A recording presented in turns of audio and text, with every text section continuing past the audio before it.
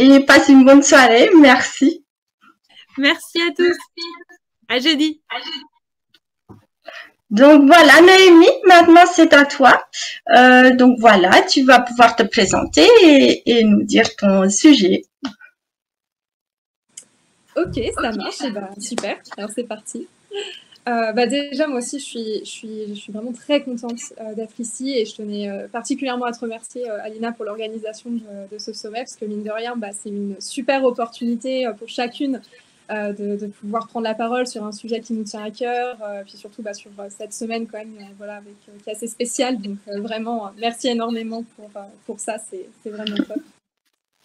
Et donc du coup, oui, aujourd'hui, moi, je voulais partir sur une question que je me suis posée moi-même à un moment donné de ma vie et qui m'a permis en fait de voir les choses complètement différentes, de manière complètement différente ou différemment, peu importe. Et vraiment, à partir de ce moment-là, à partir de cette question, je sais qu'il y a beaucoup de choses en fait qui ont changé dans ma vie et c'est vraiment un peu le cadeau que j'avais envie d'offrir donc à travers ce webinaire, cette masterclass, peu importe, pour vraiment permettre à chacune ou chacun, je crois qu'il y a j'ai l'impression qu'il y a surtout des femmes aujourd'hui, donc je vais parler surtout, donc m'adresser à des femmes, m'en voulez pas s'il y a des hommes.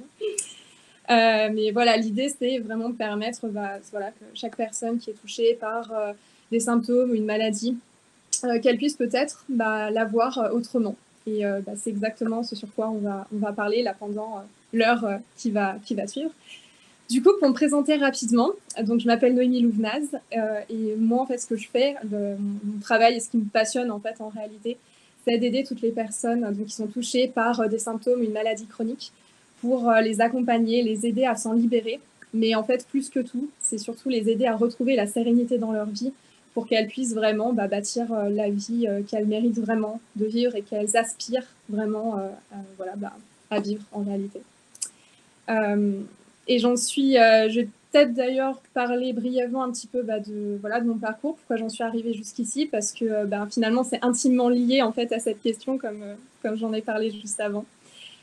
Mais juste avant de commencer, j'avais envie d'aborder juste un point qui me paraît quand même assez essentiel pour que tout puisse se passer au mieux durant l'heure qui suit. C'est comme on est entre nous, entre femmes, pour moi, c'est vraiment hyper important qu'on puisse se dédier cette heure pour être vraiment, je pense, dans l'accueil de ce qui va se passer, à la fois pour soi, mais aussi peut-être sur les échanges qu'il va y avoir. Donc vraiment, de se sentir libre, de s'observer, de dire aussi ce qui vous passe par l'esprit. Et un autre point aussi qui me paraît assez important, c'est, vous allez me dire d'ailleurs si vous êtes d'accord avec ça, c'est d'être d'accord, de ne pas toujours être d'accord, justement, parce que j'ai parlé d'un sujet qui est quand même assez particulier. Tout le monde n'a pas ce point de vue que je vais vous présenter, donc l'idée, c'est que vous prenez ce qui vous interpelle, ce qui vous parle, et ce qui ne vous parle pas du tout, que vous mettiez de côté, parce que vous avez le droit de penser différemment, de ne pas avoir un point de vue similaire à tout ce que vous avez peut-être pu déjà entendre ou penser, donc voilà. Donc, j'espère qu'on va pouvoir passer vraiment ce moment-là dans l'accueil au maximum. C'est vraiment ce que je souhaite et ça serait cool que ça se passe comme ça.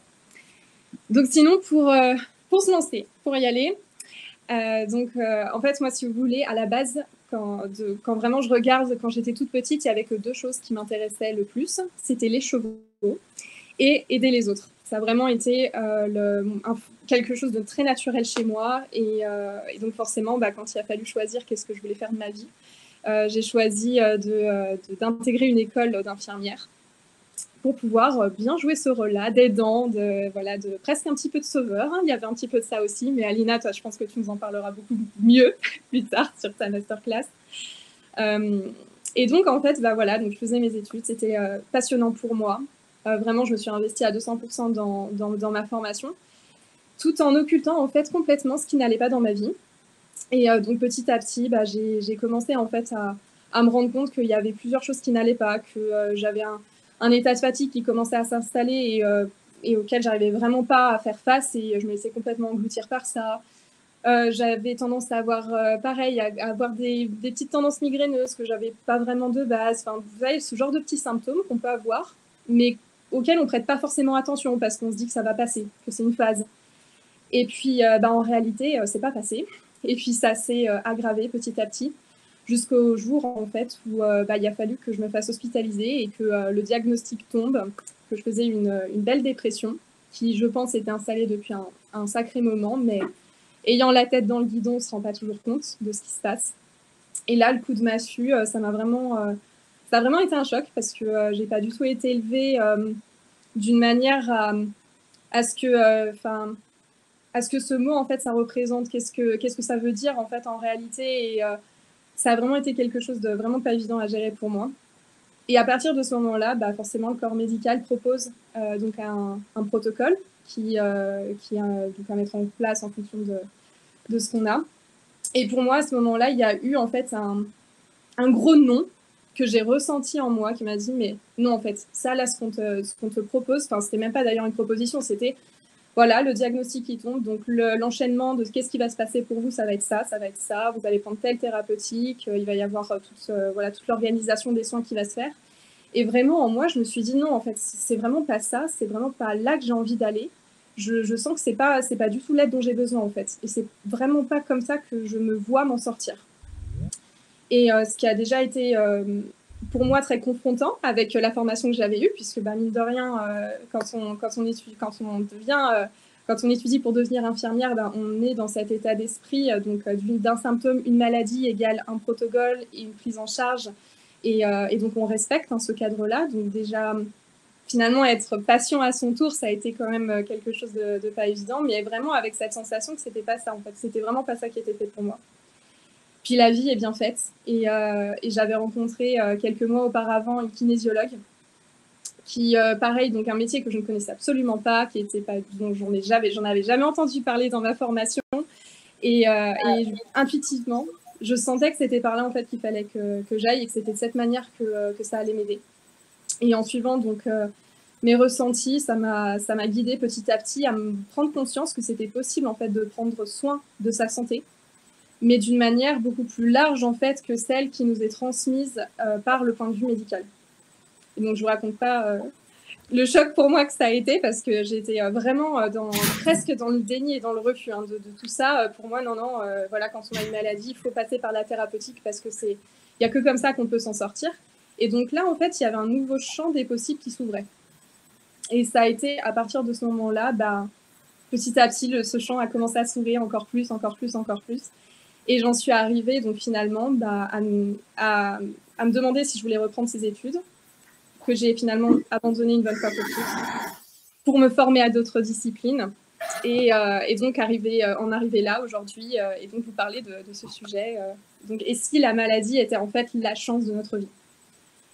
J'en suis arrivée à cette question parce que en fait moi-même quand j'étais dans cette phase vraiment au fond du trou, que j'avais l'impression que j'allais pas m'en sortir, que clairement c'était, que là ma vie elle était foutue, parce que vraiment c'était ça, là j'avais la sensation il y avait plus que là tout était en train de partir en vrille, que je pouvais me raccrocher à rien du tout, que c'était vraiment presque c'était insupportable. Dans ces moments-là en fait c'est parfaitement normal de pas d'avoir cette vision là, et surtout en fait si on m'avait posé cette question, si on m'avait demandé, et si en fait là ta dépression, ce que tu es en train de vivre, ça serait pas une excellente opportunité pour toi, à ce moment-là j'aurais dit non mais c'est pas possible. Mais non, en fait là je suis en train de vivre un truc, c'est juste inconcevable déjà pour moi, donc comment je pourrais voir ça comme une opportunité, comme une chance, parce que on a tous tendance à traverser ce genre de phase. Et comme je le précise bien, c'est une phase, donc ça ne dure que pendant un temps. Et c'est normal, en fait, si parmi vous, il y a des personnes qui, justement, se sont senties un peu offusquées par le nom de mon webinaire, peut-être que vous traversez cette phase-là, en fait, et que vous avez la sensation que, là, non, vous avez surtout besoin de vous isoler, d'être tout seul, de vraiment presque accuser le coup aussi, accuser là ce que vous êtes en train de vivre, qui n'est pas facile. En effet, c'est peut-être pas le moment pour vous d'écouter ce genre de choses qui va peut-être vous permettre d'avoir un point de vue différent, parce que vous n'en êtes pas là, c'est pas la phase en fait qui est adaptée pour vous que vous puissiez en fait être sensible à ce message-là. Et j'aurais aucun... pour moi, c'est parfaitement OK si du coup vous décidez de quitter à partir de ce moment-là, parce que mon objectif, c'est pas du tout en fait de vous confronter, de vous rendre encore plus mal. Au contraire, c'est surtout vous aider à peut-être voir les choses différemment pour que ça puisse vous aider réellement.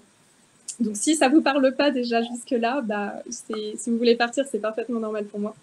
Par contre, si vous voulez rester, parce qu'en fait, en réalité, vous avez dépassé ce stade-là et qu'au contraire, vous êtes plutôt dans une recherche en fait, de solutions, que vous avez compris que bah là, en fait, ça y est, là, vous avez tapé le fond et que maintenant, il est temps de remonter et il est temps bah, de se mettre en mouvement pour pouvoir vivre la situation vraiment, enfin, s'en libérer et carrément aller vers quelque chose de beaucoup mieux. Peut-être que là, du coup, ça va être intéressant pour vous et peut-être que ça va vous parler. Alors, je vais regarder aussi un petit peu peut-être les échanges si jamais il y a des choses là qui sont dites et sur lesquelles je pourrais rebondir. Nathalie, pareil pour moi. Ah, du coup, j'ai dit pas mal de choses, donc j'ai pas vu en même temps le message, mais ok. N'hésite pas à préciser si jamais s'il y a des choses à ajouter par rapport à ça. Donc oui. Et si la maladie, en fait, c'était la chance de ta vie? L'idée que j'avais en fait quand je me suis posé cette question, donc comme je l'ai expliqué, après avoir quitté cette phase d'inconfort où c'est pas du tout le moment de voir les choses de cette manière, en fait, ça nous permet d'avoir finalement peut-être sortir en fait de cette idée que la maladie c'est quelque chose de négatif contre laquelle on doit lutter, parce que ça souvent l'image un peu qu'on a, je sais pas pour vous, ça peut me dire, mais on peut avoir tendance à voir la maladie ou nos symptômes comme quelque chose qui n'est pas du tout normal, qui nous empêche de nous sentir bien, et donc par définition, il faut lutter contre. Il faut faire en sorte de ne pas écouter tout ça, et parce que notre état normal et naturel, c'est se sentir bien. Et pour moi, en fait, c'est pas du tout de cette manière-là que je vois la maladie et les symptômes, mais plutôt, en fait, en réalité, comme des petits messagers qui sont là plutôt pour nous éveiller notre conscience et nous dire, tu vois, là, il y a peut-être quelque chose à aller creuser, à aller comprendre. Et en fait, aussi nous aider à cultiver une posture d'observateur qu'on n'a pas assez souvent tendance à avoir, mais qui, mine de rien, permet de prendre le recul nécessaire pour voir les choses dans leur ensemble. Parce qu'en fait, pour moi, donc là, je vous dis, je parle beaucoup de mon expérience parce que c'est la chose en fait sur laquelle je peux vraiment me reposer, mais ça pourrait être valable d'ailleurs sur plein d'autres domaines. Mais la maladie, en fait, en vrai, à quoi ça sert? Selon vous, en fait, c'est quoi son utilité? Est-ce que c'est simplement de nous emmerder, de nous pourrir la vie et l'existence, ou au contraire, est-ce que ça serait pas là par hasard? Oui, tu vois, Julie, tu dis oui, la maladie, c'est le maladie. Et c'est vrai que ça, d'ailleurs, le langage d'oiseau, j'adore, c'est hyper passionnant. Il y a toujours des petites, des niveaux de lecture différents, je trouve ça trop bien. Et c'est ça, en fait. Et finalement, si on s'arrête à ça, se dire que la maladie, c'est vraiment quelque chose qu'il faut traiter, qu'il faut vraiment éradiquer presque, est-ce qu'on passerait pas à côté, justement, de ce que ça veut dire, de ce mal, en fait? Qu'est-ce qu'il vient dire? Qu'est-ce qu'il vient nous enseigner? Et ce travail-là, bien évidemment, on ne peut pas le faire à tout moment donné. Ça dépend de comment on en est dans notre phase. Parce que j'aime bien prendre l'exemple de la nature parce que je trouve que elle est très riche en enseignements. Et si on est en train de traverser une phase où justement on se sent fragile, on se sent un petit peu, on se sent pas vraiment ancré, aligné, qu'on est déjà fatigué, on est déjà peut-être même épuisé par tous les symptômes, par la maladie qu'on a, etc. C'est peut-être pas le moment pour soi de prendre un petit peu de recul parce que cette phase-là, ça pourrait correspondre à l'hiver avec, si vous voyez bien, si vous passez dans la nature et que vous traversez, ne serait-ce que même toucher les branches d'un arbre en plein hiver, elles vont craquer. Et vous risquez d'ailleurs de vous retrouver avec des branches dans votre main. En fait, en réalité, je pense que pour l'être humain, c'est des notions qui s'appliquent également. Et si vous êtes en train de traverser cette phase-là d'hiver où vous avez besoin de retourner vers vous, d'être dans votre espace de cocooning, de vraiment presque de vous isoler un petit peu des autres parce que c'est peut-être inconfortable pour vous, à la moindre sollicitation ou peut-être dès qu'on va vous essayer même de vous dire des conseils, des avis ou vous faire voir les choses peut-être différemment, peut-être que pour vous, vous allez le ressentir comme l'arbre en fait qui vient d'être fragilisé alors qu'en fait, en réalité, l'intention, c'était juste de le toucher. Alors que là, en fait, non, vous retrouvez avec ces branches dans votre main alors que vous n'étiez pas du tout là en fait pour lui faire du mal, mais il n'empêche qu'il est dans une phase de sa vie où il est fragile. Et je trouve que ça, c'est vachement important aussi de se rappeler ça, c'est que nous-mêmes, en fait, on peut vivre des phases comme ça. D'où l'idée, voilà, de prendre vraiment ce qui vous parle dans mon message et de laisser le reste. Et quand on est face au printemps, comme là, on est en train de vivre, où on sent justement là l'énergie qui est en train de revenir, qu'on commence à se dire peut-être quand même que là, je pourrais faire quelque chose à mon niveau, peut-être qu'il y a autre chose qui pourrait m'aider par rapport à ce que je vis, d'autres outils auxquels j'aurais peut-être pas pensé jusqu'à maintenant. Ne serait-ce que là, d'ouvrir ce champ des possibles-là, c'est peut-être ça, en fait, en réalité, qui va vraiment vous aider à vous libérer de votre symptôme et de votre maladie. Parce qu'en soi, tout ça, pour moi, vraiment fondamentalement, la maladie, elle a une utilité, elle n'est pas là par hasard. Mais vraiment pas. Et du coup, j'avais envie de vous poser cette question qui, pour moi, peut vraiment vous aider, en fait, à la voir différemment. Cette maladie, quand tu retraces le fil un petit peu et que tu vois à partir de quel moment elle a commencé à se manifester dans ta vie, donc je parle de maladie, mais je peux parler très bien de symptômes aussi, tu sais, genre le vrai symptôme qui te bouffe au quotidien, où vraiment tu ne le supportes pas, bah, essaye de voir à partir de quel moment il a commencé à se manifester dans ta vie. Et qu'est-ce que tu vivais à ce moment-là? Est-ce que tu te sentais... est-ce qu'il y avait peut-être des déséquilibres, mais sur lesquels tu n'avais pas forcément conscience ou tu n'avais pas braqué ton attention? Peut-être que tu vois, tu t'investissais comme moi à 200% dans ton boulot ou dans tes études, mais à côté de ça, ta vie privée, ça commençait à partir en live, mais tu essayais d'ailleurs tant bien que mal de continuer à améliorer les choses, mais en fait, c'était tellement énergivore pour toi bah, que en fait, ta santé, là, elle commençait à être fragilisée par rapport à tout ça, toute cette énergie que tu essayais de dispatcher tant bien que mal dans les différents domaines de ta vie et qui finissait par t'épuiser. Tu vois, de commencer à regarder un petit peu ces symptômes à partir de quand ils sont manifestés. Et surtout, peut-être de te demander d'ailleurs, de quoi est-ce qu'ils t'ont sauvé? De quoi est-ce qu'ils t'ont protégé? Ça, c'est une vraie question qui, je trouve, hyper puissante quand vraiment tu commences à te demander, ok, ma maladie, elle est arrivée à partir de tel moment dans ma vie. Et à ce moment-là, de quoi est-ce qu'elle a voulu me protéger? De quoi est-ce qu'elle a voulu me sauver? Tu vois, moi, je vais reprendre mon exemple de quand j'ai fait donc, ma dépression. Clairement, ma dépression, elle m'a empêchée d'être complètement détruite par la relation que j'avais à l'époque, dans laquelle j'étais complètement enfermée. J'arrivais pas à m'en sortir. Et si j'avais pas fait de sa dépression, à mon avis, je serais encore dans cette situation, voire même peut-être pire. Un pire que je veux même pas d'ailleurs spécialement penser. Mais juste, l'idée, c'est qu'en fait, en réalité, on a tendance à voir donc, cette maladie comme étant quelque chose de mal.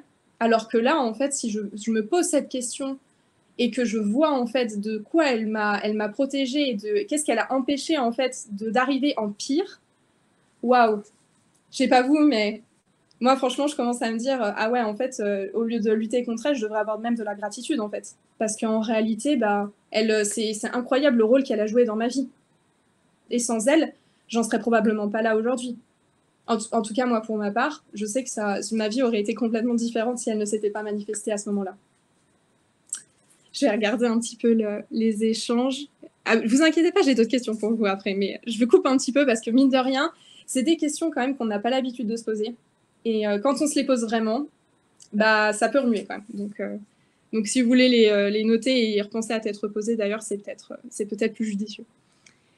Je répondais, ah oui, ok, je dois vous laisser, d'accord. Okay, bonne soirée. C'est pas évident de sortir du sentiment d'injustice. Pourquoi ça m'arrive à moi? Oui, alors ça, c'est hyper intéressant, Alice. Parce que, en effet, ça, c'est une question qu'on peut avoir tendance à avoir. D'ailleurs, Alina, je pense que ça serait une question que tu pourrais aborder aussi, je pense. Mais alors, il y a un truc, par contre, là, que ça m'évoque et que j'ai envie de préciser aussi tout de suite. C'est qu'on n'est pas à 100% responsable, en fait, de ce qui se passe. Alors, vous savez, je sais pas, il y a un courant un petit peu actuellement où, voilà, où on se dit être à 100% responsable de la vie qu'on a.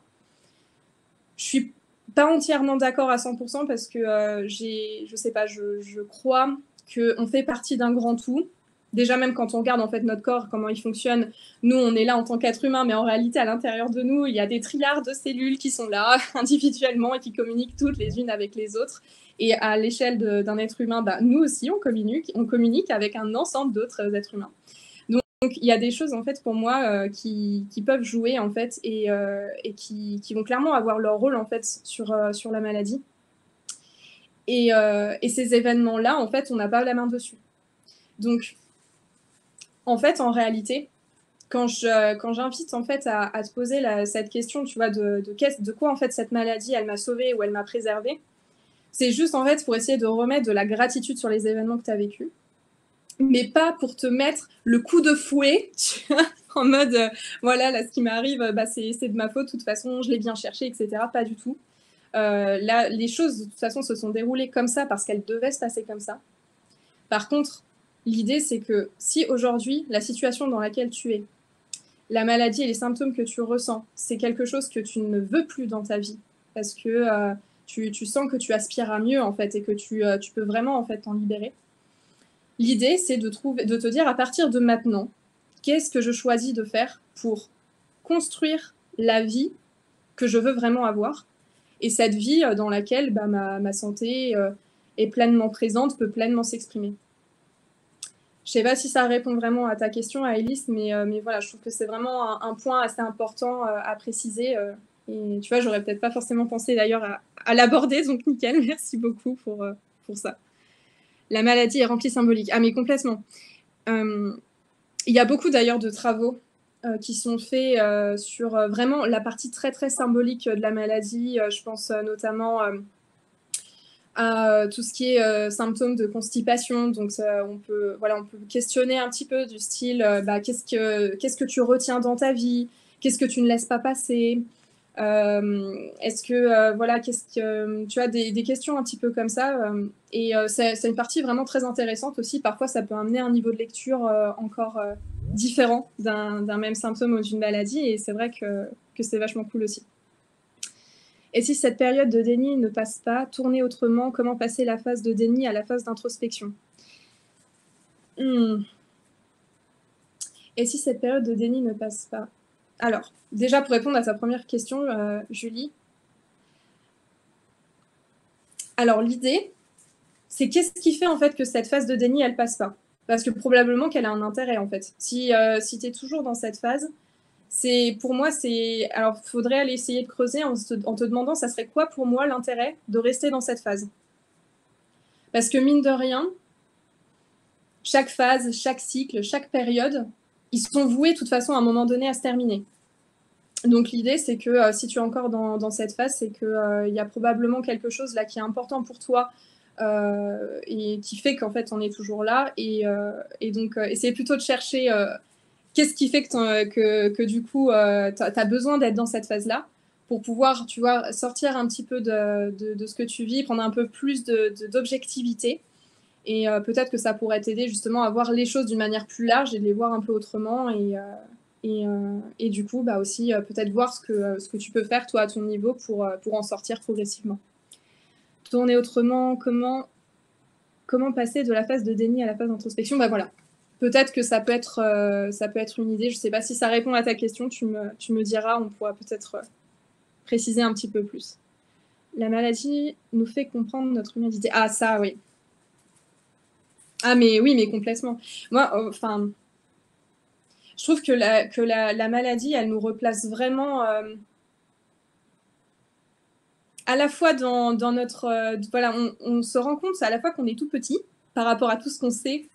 Enfin, moi, en tout cas, c'est vraiment comme ça que je le vois, c'est que mine de rien, nous, en tant qu'être humain, on peut avoir un peu cet ego de croire qu'on sait beaucoup de choses, qu'on a beaucoup de connaissances, qu'on sait vraiment tout. Et la maladie, elle a un peu tendance à nous mettre le petit taquet derrière la tête en mode non, attends, là, il y a des choses que tu n'as pas compris. Donc là, ça va être l'idée justement d'aller creuser un petit peu cet aspect-là. Et ouais, elle nous rend peut-être plus humble aussi. En tout cas, moi, c'est mon niveau de lecture. Peut-être que toi, Maryse, tu pensais peut-être pas du tout à la même chose. Et ça peut être cool d'ailleurs si tu veux en dire un peu plus, ça peut être hyper intéressant. Alice, je te rejoins, ma dépression m'a obligée à me reposer, ralentir, à stopper la roue infernale dans laquelle j'étais enfermée. Ah bah c'est ça. Ah ouais, mais complètement. Bah tu vois, moi par exemple, l'un des enseignements les plus puissants que m'a appris ma dépression, c'est apprends à prendre soin de toi. ça a été, je crois, la plus grosse leçon en fait qu'elle m'a apprise, parce que en réalité, avant que je tombe, même pas, on dit tomber malade, mais en vrai, c'est pas ça, on est d'accord, mais jusqu'alors, en fait, j'étais tellement tournée vers les autres, tellement sur comment je peux les aider, qu'est-ce que je peux faire, toujours être dans cette action aussi, dans cette forme d'action. Et là, en fait, la dépression, elle m'a dit, ok, donc alors, là, maintenant, tu vas prendre soin de toi, tu vas venir vers toi, voir ce dont toi, tu as besoin, en fait. Et ça, d'ailleurs, c'est vrai que ça peut être d'ailleurs une autre question à se poser quand on est dans une phase dans laquelle on n'arrive pas à sortir. C'est de se demander, en fait, de quoi est-ce qu'on a besoin pour sortir de cette phase. Qu'est-ce qu'il nous faudrait, en fait, pour que ça change? Qu'est-ce qu'il nous faudrait, en fait, pour sortir de cette phase? Et ça, mine de rien, ça ouvre aussi un champ des possibles et des pistes de réponses qui, je pense, sont tout aussi intéressantes. Il y a le super livre d'Annick de Sounel sur le symbolisme du corps humain. Ah bah tu vois, celui-là, je ne le connais pas, donc je vais le noter, comme ça, j'irai regarder. Pourtant, ça me parle. Là, comme ça me dit rien, mais je me permets de le noter, comme ça, j'irai jeter un coup d'œil. Sinon, oui, les plus connus, après, c'est le dictionnaire de Jacques Martel. Voilà, c'est une vraie Bible qui apporte vraiment des pistes assez intéressantes qui sont assez cool, ouais. C'est pas pour moi, mais pour mon âme, et de l'extérieur, ce n'est pas évident à faire. Voir à la personne... Ah, ça, c'est super intéressant. Alina, je pense qu'elle a aussi pas mal de choses à dire sur ce sujet. Ah oui, ouais. Alors, attends, je vais lire déjà jusqu'au bout le message. Qu'elle est dans le déni, alors que moi, je vois tellement de belles choses qui peuvent ressortir de ce qui lui passe en introspection. Ça fait 7 ans maintenant qu'il est dans cette situation. C'est intéressant parce qu'il y a plusieurs choses que j'entends, moi, dans ton partage, Julie. Et à toi, déjà, toi, comment tu le vis, toi, en fait, et tu vois, de ce que tu as envie de faire pour lui. Pour moi, après, tout ce qui arrive, en fait, c'est juste. Donc, si lui, en fait, il est dans cette phase-là et que ça fait un moment que ça dure, peut-être que quelque part, on pourrait poser la question, en fait, s'il a vraiment... Enfin, oui, si c'est vraiment confortable pour lui de rester là, dans cette situation, peut-être que ça lui convient, en fait, en vrai, d'être dans cette phase. Mais pour moi, en fait, l'idée, c'est surtout, oui, voilà, de poser des questions. Déjà, peut-être par rapport à toi. Pourquoi, en fait, est-ce que tu vis les choses comme ça? Et à la limite, ouais, même, tu sais, un peu comme un enfant, tu sais, qui a tendance à poser des questions, mais de manière sans filtre, tu vois, genre, il pose toutes les questions qui lui passent par la tête. Moi, je trouve que ça, c'est un super exercice à faire, d'ailleurs. Voilà, il y a des choses que toi, tu comprends pas et t'aimerais comprendre. Et poser la question, et ça peut lui permettre, en fait, même à lui, tu vois, de recevoir ce genre de questions que lui-même se serait pas forcément posé. Et ça peut vraiment aider, tu vois, pareil, en fait, mine de rien, à l'aider à prendre cette posture de recul et d'observateur qui peut vraiment aider à voir les choses différemment, quoi. Et du coup, être humain, c'est tout à fait ce que tu dis, retrouver l'humilité, nous permettre d'utiliser notre plus grande liberté, le libre arbitre. Et à ce moment-là, on va choisir ce que l'on veut pour notre vie. Et c'est ça. Bon. Après, honnêtement, c'est pas la partie la plus évidente à faire. Parce qu'en vrai, en vrai, combien d'entre nous se posent vraiment la question de ce qu'il a envie de vivre? Dans l'idéal, ça serait quoi, en fait, la vie idéale que tu aimerais avoir, à la place de celle que tu connais aujourd'hui? Et ça, c'est d'ailleurs l'une des premières questions que je pose, moi, à mes clientes qui me contactent. Et bien souvent, d'ailleurs, c'est la question la plus difficile pour elles de recevoir et puis de commencer à répondre.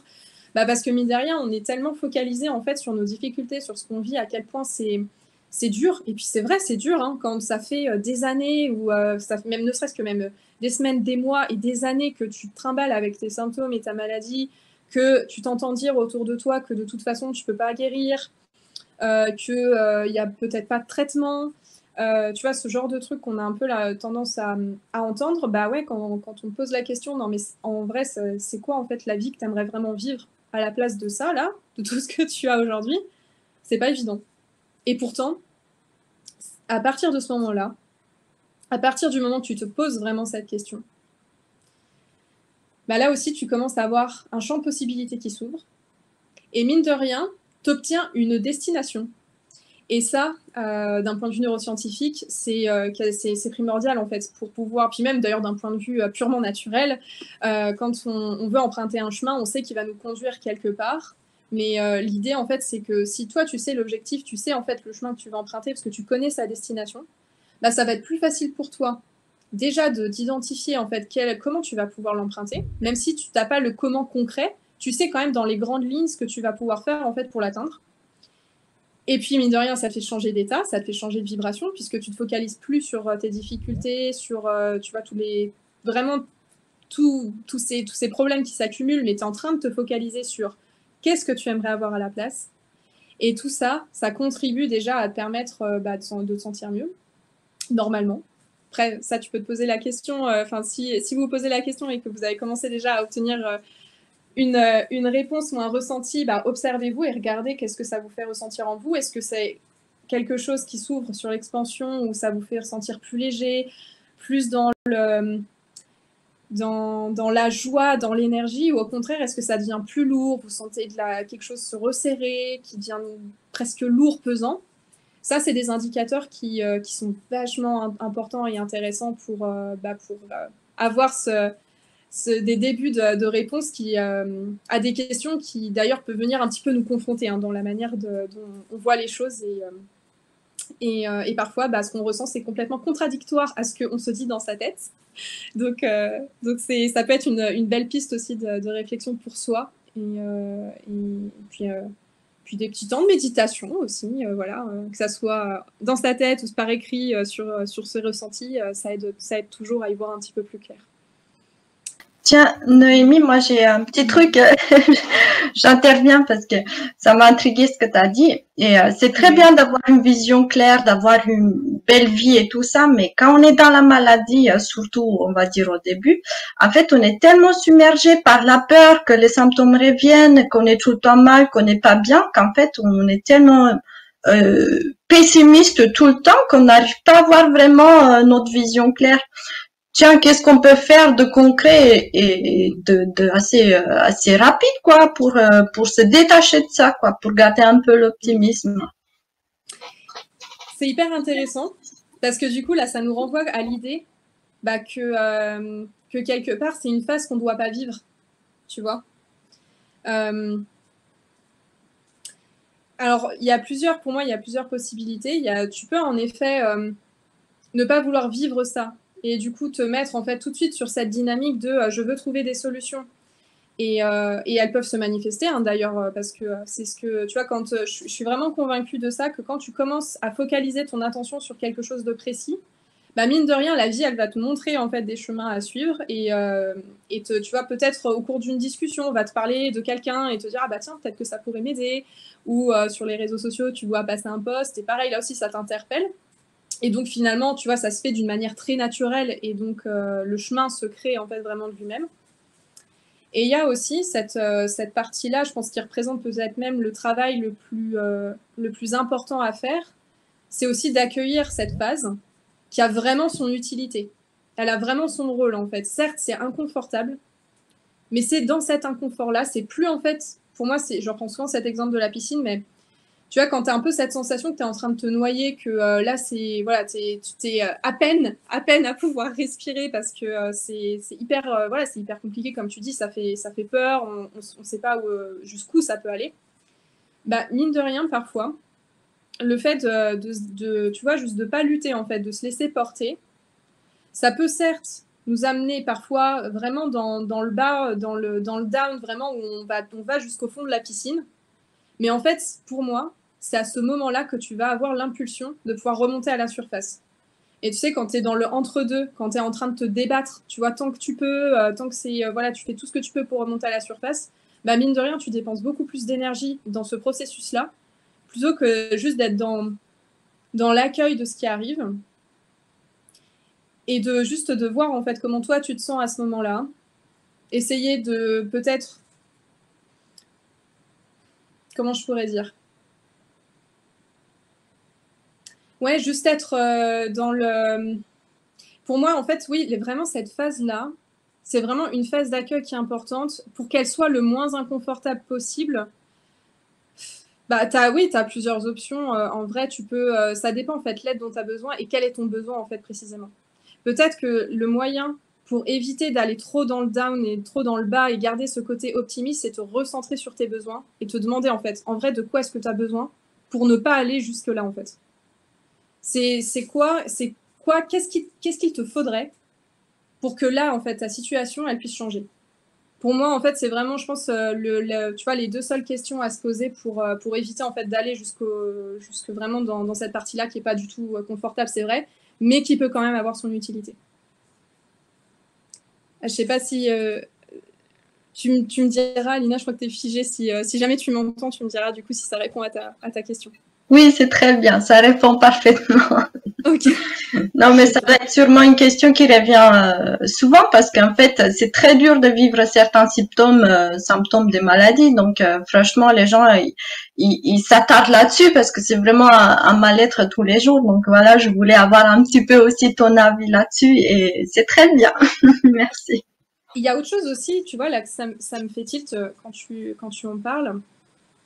Tu vois, j'ai plutôt tendance à accompagner des personnes qui sont touchées par la fibromyalgie. Donc, c'est des maladies qui ont énormément de symptômes. Et le point commun que j'ai pu identifier chez ces personnes-là, c'est que, en effet, tu vois, elles sont vraiment dans ce processus où c'est insupportable. Vraiment, c'est même au point où elles peuvent plus, pour certaines, elles peuvent plus du tout se lever, marcher, tellement que c'est douloureux, fatigant et que c'est juste insupportable. Il y a un moment, en fait, où elles se sont dit, c'est plus possible, il faut que ça change. Et en fait, tu vois, elles ont traversé cette phase où vraiment c'était insupportable, où tu vois, tu peux même d'ailleurs commencer à avoir des idées noires, hein, parce que tu te dis, non mais en fait, à quoi bon vivre une vie comme ça, hein, parce que quand tu es vraiment dans de la douleur en permanence et qui n'est pas du tout pris en charge et où ça perdure comme ça, c'est vraiment, c'est presque inimaginable, hein, si on n'est pas passé par cette phase-là. Mais le point que j'ai vraiment identifié avec toutes ces personnes, c'est qu'à un moment donné, elles ont vraiment eu, tu vois, un déclic. Il y a un truc qui s'est passé où elles se sont dit, là, c'est fini. À partir de maintenant, ça va changer. Il faut que ça change, en fait. Genre, c'est pas possible autrement. Il faut que ça change. Et en fait, pour moi, c'est ça, tu vois, taper dans le fond de ta piscine. C'est que là, en fait, il y a un truc en toi, tu vois, c'est même pas quelque chose, d'ailleurs, que tu peux conceptualiser, que tu peux provoquer. Enfin, tu pourrais peut-être avec des questions, mais bon, je pense que c'est vraiment un processus qui se ressent, tu vois, au fond de tes tripes où tu te dis, non, mais là, en fait, c'est mort, genre, là, il faut que ça change, genre, tout de suite. Vraiment, là, il faut qu'il y ait quelque chose qui se passe parce que c'est plus possible. Et bien souvent, d'ailleurs, ces personnes-là, quand elles ont ce déclic-là, c'est là, en fait, où tout se débloque. Mais quand je dis que tout se débloque, c'est vraiment, elles pensent à des trucs auxquels elles n'auraient jamais pensé jusqu'à maintenant. Il y a vraiment quelqu'un qui va arriver dans leur vie et qui va vraiment les aider. Il y a ce genre de choses presque impensables où comme ça on se dit non mais en fait ça arrive que dans les films. Bah non, en fait ça se passe pour de vrai parce que pour moi ça fait partie de cet enseignement que la maladie elle transmet, c'est que tout arrive parce que c'est juste et c'est pas un hasard. Et elle, en fait, la maladie, pour moi, l'un de ses messages les plus forts, c'est qu'elle n'est pas là pour vraiment te détruire, elle est surtout là pour t'enseigner.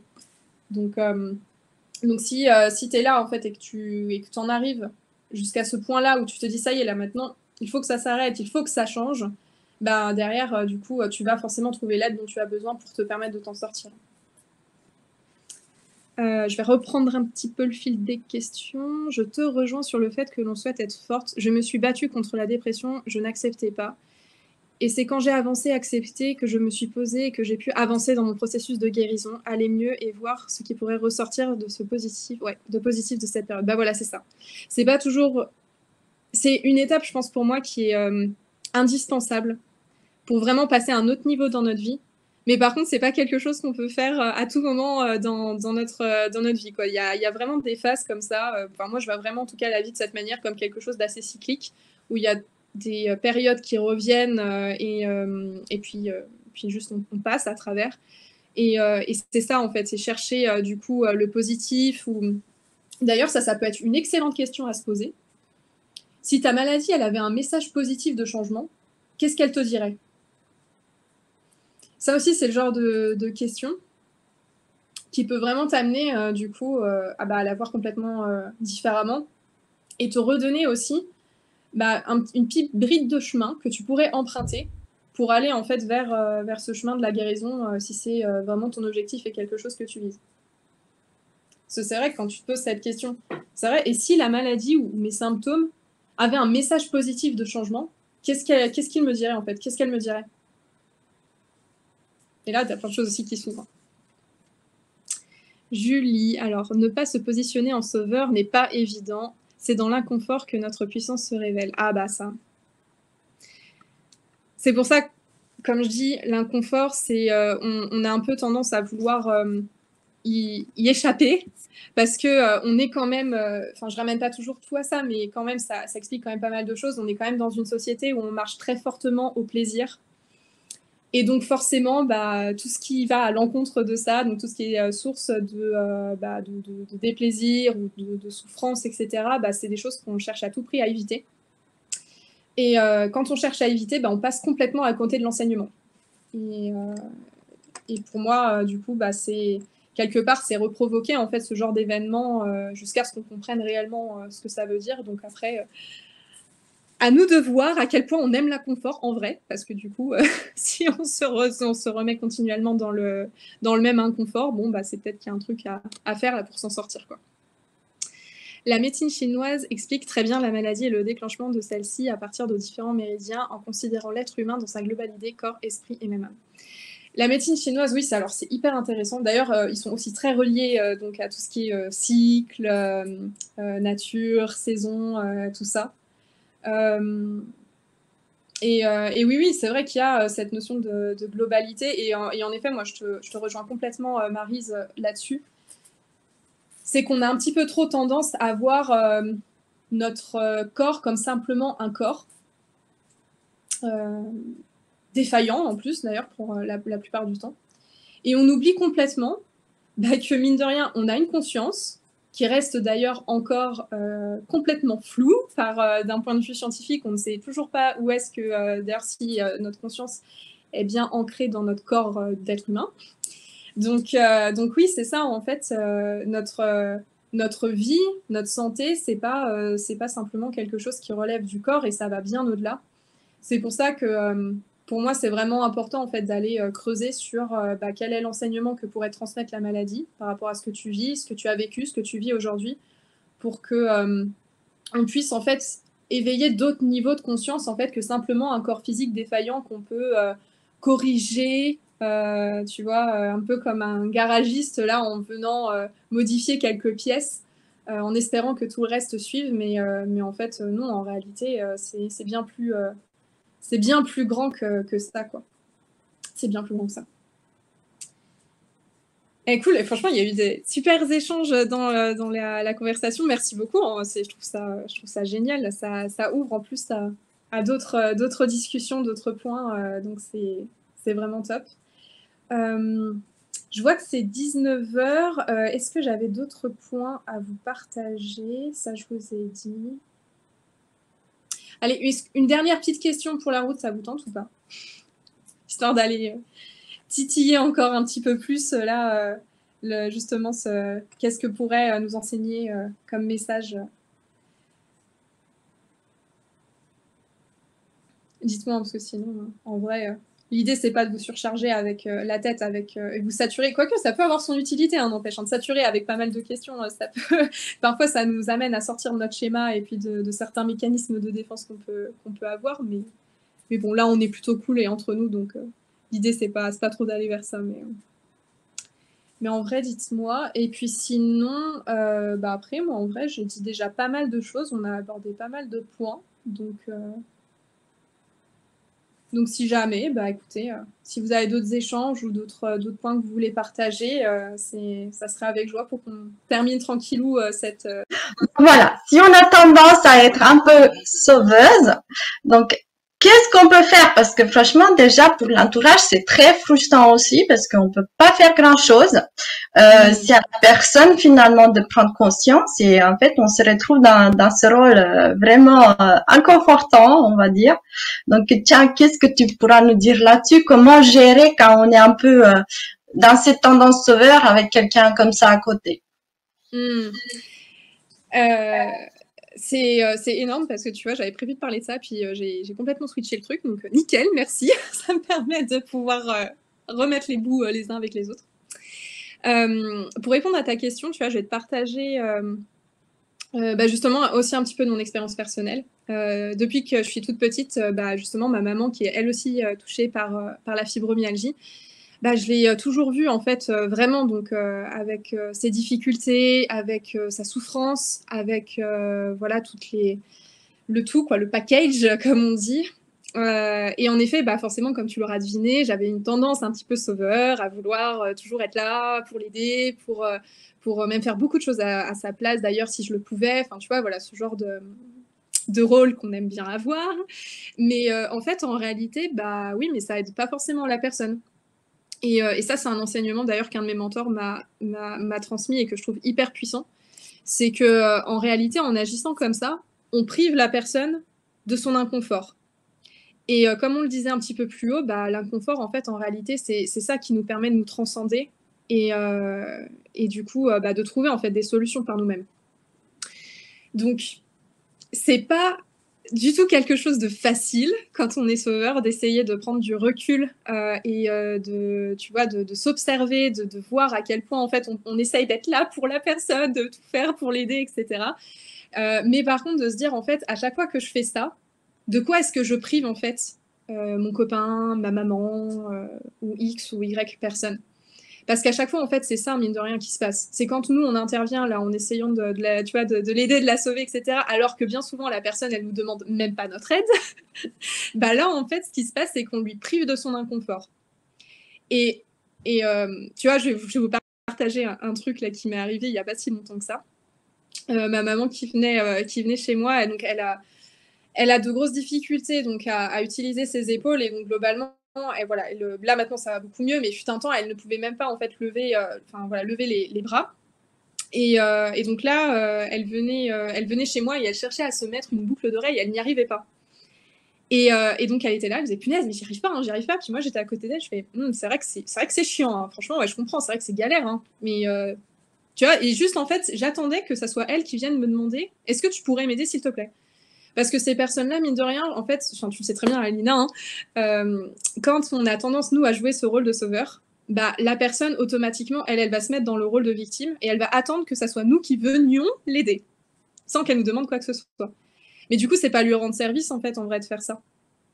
Parce que du coup, elle va être dans cette posture d'attente. Nous, on va être dans cette posture de réponse constante. Et puis le jour où on le fait pas, du coup c'est limite c'est des reproches, c'est compliqué, enfin tu vois, c'est le genre de choses en fait qui est pas saine en fait ni pour soi ni pour l'autre. Donc un truc qui peut être en tout cas moi que j'avais appliqué par rapport à ma maman et vraiment à cette période où pareil hein, elle me disait hein, que c'était extrêmement difficile, qu'elle y arrivait plus. Qu'elle voulait vraiment s'en sortir, mais qu'elle savait pas quoi faire pour ça.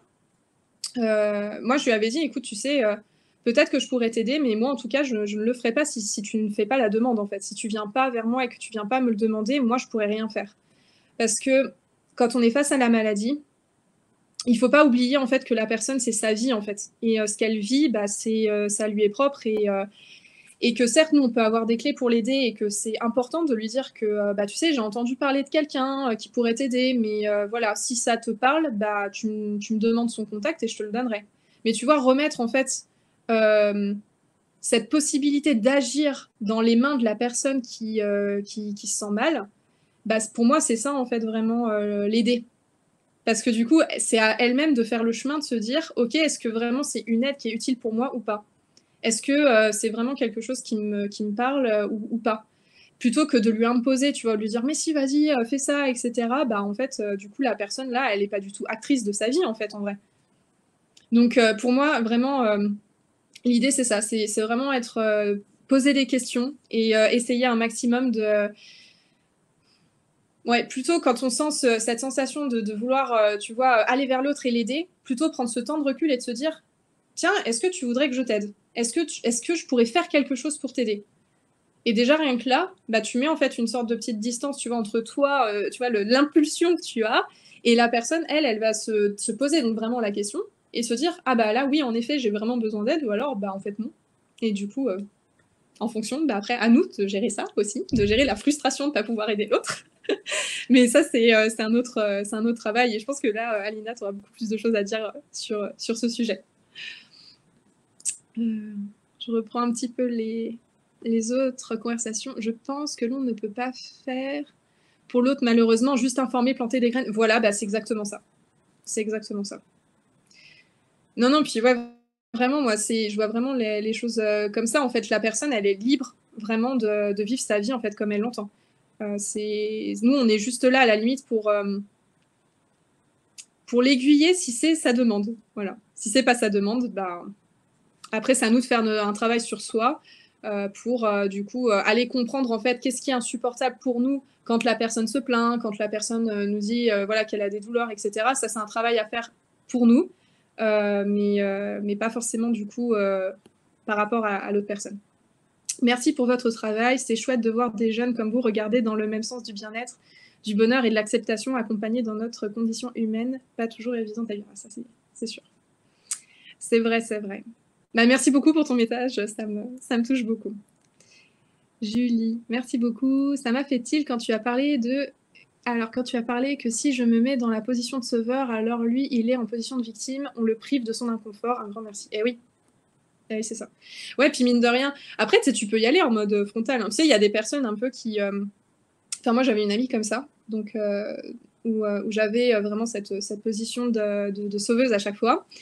Et un jour, et donc elle, forcément de victime, hein, et puis un jour, elle m'avait dit, mais en fait, en fait, quand t'es jamais là pour moi, genre tu m'écoutes pas et tout. Je dis, mais tu rigoles ou quoi? En fait, si, moi, je suis tout le temps là à t'écouter, à essayer de faire tout ce que je peux pour t'aider. Mais tu vois, en fait, ils se rendent pas forcément compte de toi, ton implication. Et eux-mêmes, ils se rendent pas compte du coup de la position dans laquelle ils sont, de dépendance par rapport à toi. Et donc là aussi, où c'est quelque chose qui, pour moi, est pas OK. Et quand tu commences à prendre conscience de ça et que du coup, tu sais, tu peux provoquer un peu les gens en leur disant, mais tu sais, genre, il se passerait quoi en fait si j'étais pas là? Tu vois? Et là, bah, mine de rien, les gens peuvent très vite se rendre compte aussi de la position dans laquelle ils sont. Et là, c'est encore plus inconfortable que, du coup, que ce qu'ils vivent réellement, en fait. Cite histoire du monsieur et son cancer qui a tout quitté. Qui a guéri. Ah oui, ça aussi, c'est une super... Ah oui, alors ça, c'est une super histoire. Je vais essayer de la raconter brièvement parce qu'on arrive vers la fin du webinaire. Oui, en fait, il y a eu... donc, dans le cadre de mes études, il y avait une de mes enseignantes qui nous avait partagé cette histoire-là, qui est juste incroyable. Donc, un petit monsieur qu'elle avait l'habitude de voir, donc elle est naturopathe, hein, je précise peut-être le contexte, sinon on va pas trop comprendre. Donc une de mes enseignantes qui est naturopathe, elle avait l'habitude de recevoir à peu près une fois par an un même monsieur qui venait la voir pour faire de l'entretien, juste faire des petits bilans comme ça de santé, et puis avoir des petits conseils pour bien passer l'année. Et puis un jour, bah, ce monsieur, il l'appelle et puis il lui dit, écoutez, il faut vraiment que je vienne vous voir en urgence, là, ça va pas du tout. Elle le reçoit. Et ce monsieur lui dit, écoutez, voilà, moi, mon médecin ne peut pas me dire combien de temps il me reste à vivre, donc moi, je vous fais confiance, dites-moi. Donc, il se trouve que cette naturopathe était médecin, donc voilà, elle a toutes les compétences nécessaires pour juger de ce genre de choses. Enfin, en tout cas, selon elle et selon son champ de croyance, hein, bien sûr, parce que je pense que personne n'a en réalité la connaissance absolue de tout, mais en tout cas, elle, à l'époque, elle a pris donc, son dossier médical et elle a regardé. Et elle lui a dit, bah, franchement, là, écoutez, pour moi, là, il vous reste quelques mois, quoi. Et le monsieur donc, lui a répondu, bah, franchement, merci d'avoir l'honnêteté, en tout cas, de me dire, vous, ce que vous en pensez, parce que personne ne voulait le faire, en tout cas. Il a pris son dossier, il est parti. Elle en a plus entendu parler donc, pendant plusieurs années. Donc, elle s'est dit, malheureusement, la vie a fait son chemin et probablement qu'il n'est plus de ce monde. Et puis, un jour... le téléphone sonne, une voix sortie d'outre-tombe au bout du fil lui demande de venir chez elle, donc en consultation. Et là, elle était sur les fesses, hein, voilà, d'avoir des nouvelles de ce monsieur-là. Il vient la voir et puis elle lui dit mais qu'est-ce qui s'est passé en fait? Là, c'est pas possible, vous n'êtes pas censé être là, quoi, vraiment, vu là voilà, il avait donc il y avait plusieurs cancers, donc ça avait fini par se généraliser. Bref, c'était vraiment pour lui, c'était a priori pas possible en fait de s'en sortir. Et donc ce monsieur lui dit bah écoutez, là je suis en rémission. Le truc plutôt improbable et qu'on pourrait même pas expliquer d'ailleurs d'un point de vue médical. Et il commence à lui raconter bah, qu'en fait, en réalité, ce qu'il a fait suite à ça, c'est qu'il a eu une méchante prise de conscience, qu'il a regardé sa vie, qu'il s'est rendu compte en fait qu'il n'y avait rien qui allait, que tout était vraiment, en fait, bah ouais, c'était le bordel de partout, ça allait absolument plus. Il a pris une décision radicale qui est de tout quitter, donc famille, boulot, pays d'ailleurs, il est même parti, de mémoire c'est sur une île, vous dire laquelle je sais pas. Il a refait sa vie là-bas, et du coup, bah, c'est là en fait qu'il a pris conscience qu'il était en rémission et qu'en effet le corps médical lui a confirmé, etc. Et donc il tenait à revoir voilà, cette naturopathe bah, pour lui expliquer. Et je trouve que ça, c'est pareil, un enseignement qui est tellement puissant et qui, pour moi, en fait, montre déjà à quel point bah, on n'est pas simplement un corps physique, hein, du coup, qu'en fait, il y a tellement d'autres choses en fait, qui viennent influencer notre état de santé et que bah, déjà, en grande partie, ça identifie en fait quelles peuvent être les sources de déséquilibre dans notre vie. C'est vraiment l'une des premières clés et l'une des premières choses que je fais moi en fait dans mon accompagnement. C'est d'aller en fait regarder qu'est-ce qui fonctionne, qu'est-ce qui permet d'être en cohérence et de se sentir bien dans sa vie, et au contraire quels sont les autres aspects qui sont beaucoup plus en disharmonie, quoi. Et ce monsieur-là, bah ouais, en effet, en ayant rétabli l'harmonie dans sa vie, bah, c'est l'une des choses qu'il ait faites et qui lui a vraiment permis de s'en sortir. Et comme quoi, en fait, tout est possible, en fait, en réalité. Et ça, c'est vraiment quelque chose que je crois profondément en moi, c'est que nous, en tant qu'être humain, on n'est personne pour dire ce qui est possible ou pas. On est juste là, par contre, pour tenter tout ce qui est possible de faire, si c'est vraiment quelque chose qu'on ressent au fond de nous, au fond de notre trip. Voilà pour la petite histoire. Belle soirée. Ah, et bah voilà. Bah écoutez, en plus là, je pense qu'on tombe à peu près à pic. Là, ça doit être pile poil dans les dernières minutes là qui nous restent. C'est dans les dernières minutes. Donc voilà, s'il y a des questions, bah c'est le moment. C'est le moment. Voilà. En tout cas, Noémie, franchement, l'histoire de ce monsieur qui a guéri du cancer, c'est impressionnant et c'est vraiment une preuve qu'en fait tout se passe aussi dans la tête et dans la conscience. Et de toute manière, le corps physique, c'est juste la matière qu'on voit, mais sinon on est constitué d'atomes, et ce qui fait vraiment presque 99,99% d'énergie, quoi.